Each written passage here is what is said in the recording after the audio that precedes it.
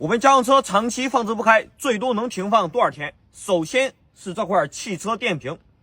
静态放电的情况下，也就是说你没有断开这个电瓶的负极，最多不能超过20天。因为咱们车上有许多处于微放电的电子元件，比如说咱们的行车记录仪、防盗系统等等等等。20天过后，咱们的车辆就会无法启动，因为这个电瓶里边的电放完了，对不对？如果是咱们把这个电瓶，大家看一下，电瓶负极断开的情况下，那么咱们这个电瓶可以存放超过60天。60天过后，电瓶一样会没电。所以说，如果你不超过2个月，那么咱们就把这个电瓶负极给它断开就 OK 了。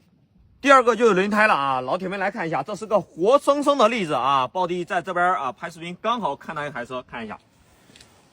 那么这个轮胎车辆静止的情况下，咱轮胎最多也就是说坚持3个月，3个月左右轮胎就会缺气儿，轮毂大家看一下，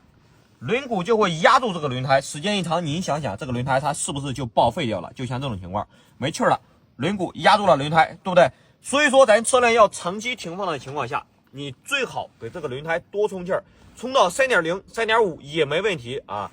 气儿充多了以后，可以让这个轮胎放气儿的过程放慢一些，也就是说轮毂压轮胎的时间也会慢一些，对不对？那到时候咱回来发现缺气儿了，咱再充上气儿就可以。那如果说您真的需要停放很长时间，那么咱们就把这个轮胎给它拆下来，用砖头块把车给顶起来，避免这个轮胎报废。你想想，就像这种情况这个车这个轮胎它还能用吗？对不对？到时候咱一个车换4条轮胎，少说得1000多块钱，对不对？第三个就是机油，发动机机油在这个油壶里边不开封的情况下，一般保质期是3到5年。咱来看一下这个保质期5年，对不对？也就是说你不拧开不用的情况下，它保质期是5年。但如果说你加在这个发动机里边以后，最多1年，因为这个发动机里边是透气的，而且发动机机油沉淀以后沉底以后，会和发动机里边的铁产生氧化作用，时间一久发动机会变质时间再久了以后里边就会生锈。所以说即便车子停放你1年也没咋开，那么咱1年也得换一次机油。第4个就是手刹了，如果说你车子停放超过2个月，刹车片和刹车盘就会生锈粘连。如果你停车长时间拉的手刹，2个月后车子刹车盘和刹车片生锈粘连以后，你这个手刹就放不下来了，你只能叫拖车拖去修理厂。所以需要长时间停放，咱们就把这个手刹给松开，前后咱们如果说怕溜车，